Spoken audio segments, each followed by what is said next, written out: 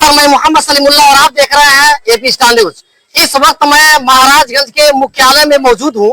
हमारे पीछे आप देख सकते हैं कि जिलाधिकारी कार्यालय मौजूद है और ये भी देख सकते हैं कि यहाँ उलमा इकराम की एक भीड़ है और उलमा इकराम किस लिए यहाँ पहुंचे हैं ये बताएंगे। जो मसाजिद और मकातिब को लेकर के जो कार्रवाई चल रही है इससे कहीं न कहीं मुस्लिम समाज गुस्से में है, जिसको लेकर के यहाँ पहुंचे हुए हैं उलमा इकराम। यह तंजीमुल मकातिब संगठन के लोग हैं। हम इनसे पूरी बात जानने का प्रयास करेंगे कि ये लोग यहाँ क्यों पहुंचे हुए हैं। तो हजरत आपका क्या नाम है? मोहम्मद वसीम अख्तर। आपका संगठन कौन है? तंजीमुल मकातिब वल मसाजिद महाराजगंज। अच्छा, क्या मांग कर रही है? मांग करने के लिए आए यही हैं। आज आपने खबरों के जरिए से ये जरूर सुनी होगा, आपने चलाया भी होगा कि जगह जगह पर मदरसों को बुलडोज किया जा रहा है, मस्जिदों को बुलडोज किया जा रहा है।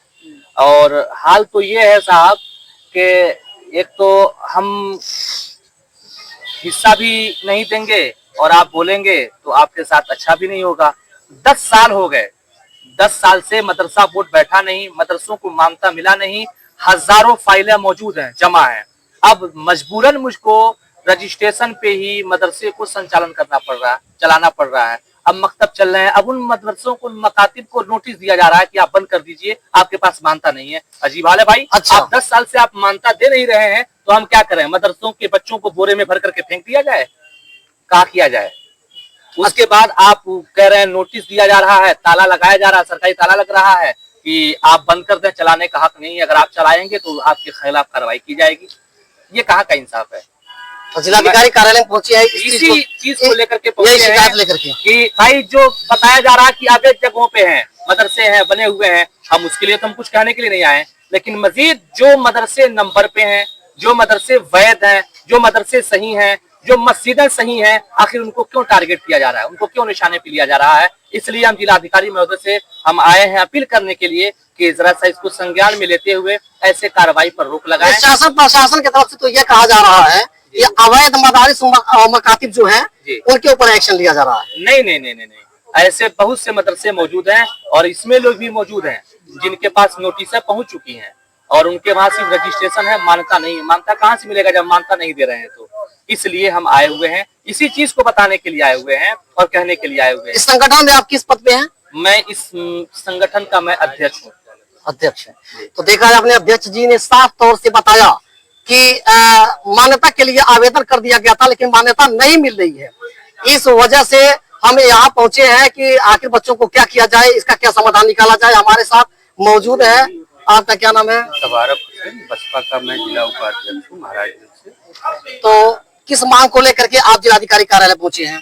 ये हमारी सबसे बड़ी इस समय जिले के विभिन्न और जनपदों में देख लेंगे आप कि वर्तमान जो प्रशासन है वो द्वेषपूर्ण राजनीति के तहत मुस्लिम समाज के तमाम मदरसों को, उनके मस्जिदों को, ईदगाहों को, मजारों को अनाधिकृत रूप से तोड़ा जा रहा है।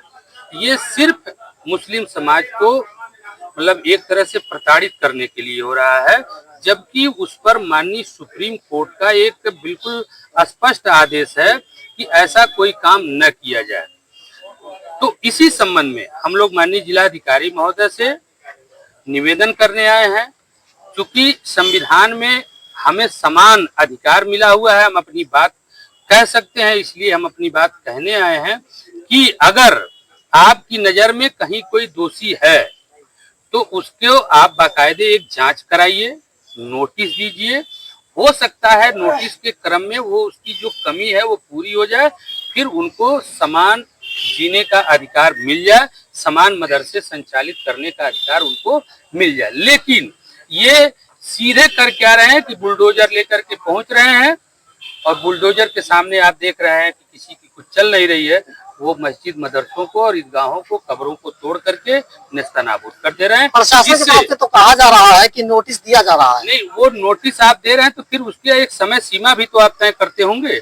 आप जांच करा लीजिए, जांच में अगर वो दोषी पाया जाता है तो उसको एक कानून में व्यवस्था है, उस व्यवस्था के तहत आप कार्रवाई करेंगे। न आपको सुप्रीम कोर्ट आदेश दे रहा है गिराने के लिए, न हाई कोर्ट आदेश दे रहा है, न जिलाधिकारी महोदय की तरफ से कोई उनके न्यायालय से कोई आदेश है डिमाइलेशन का, आप सीधे बुलडोजर लेकर के जा रहे हैं और गिरा करके चले आ रहे हैं। तो ये तो अन्याय है और इस अन्याय को मुस्लिम समाज समझ गया है, वही अपनी बात कहने के लिए हम यहाँ आए हुए हैं। तो देखा आपने, इन्होंने स्पष्ट रूप से अपने बातों को रखा। अब देखना यह होगा कि सरकार इस पे क्या कुछ कदम उठाती है, यह तो समय तय करेगा। मैं Mohammad Salimullah, AP star news, Maharajganj से।